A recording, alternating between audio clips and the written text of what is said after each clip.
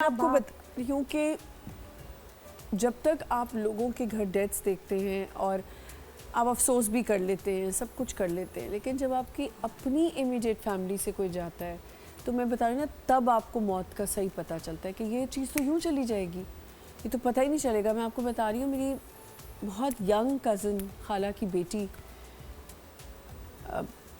She just passed away, कुछ ही अरसा हुआ है, अभी कुछ ही महीने हुए हैं। मेरे फादर इन लॉ की डेथ हुई है।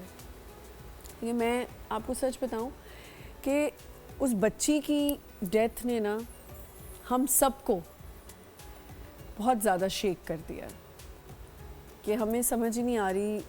मतलब हर थोड़े दिन बाद लगता है कि वो यहाँ से निकल आएगी। उसके साथ इतनी सारी यादें हैं और सब कुछ जुड़ा हुआ है, और उस पर भी मैंने लोगों को देखा है, बड़ी बेहिस्सी वाली लोग कुछ बातें कर जाते हैं, क्वेश्चनिंग करते हैं, ये कैसे हुआ, कुछ तो मसला हुआ होगा।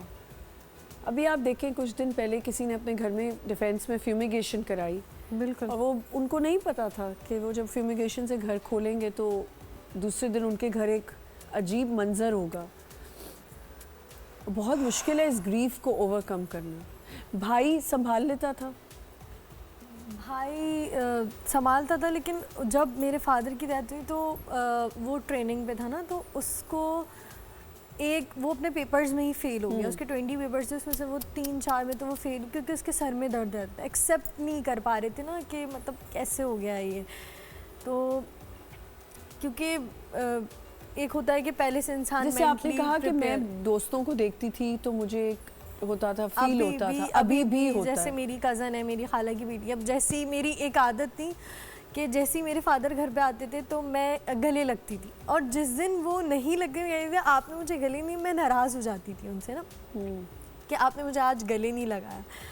तो वो जो एक ऑफिस वाला टाइम होता था और वो मतलब आने का, तो वो मुझे बहुत अभी अदनान ने बड़ी अच्छी बात की कि हम कुछ माँ बाप ऐसे होते हैं कि बच्चों पे बस निछावर हुए होते हैं, हर वक्त बच्चों की किसी बात को ना नहीं करना, उनको बहुत प्यार देना है। क्या आपको लगता है कि इतना नहीं करना चाहिए?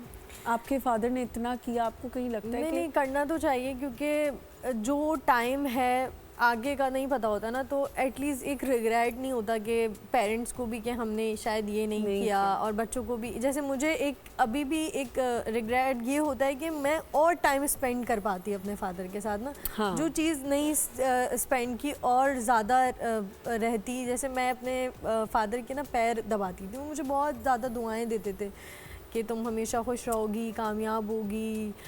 तो वो चीज़ मुझे बहुत याद आती है ना।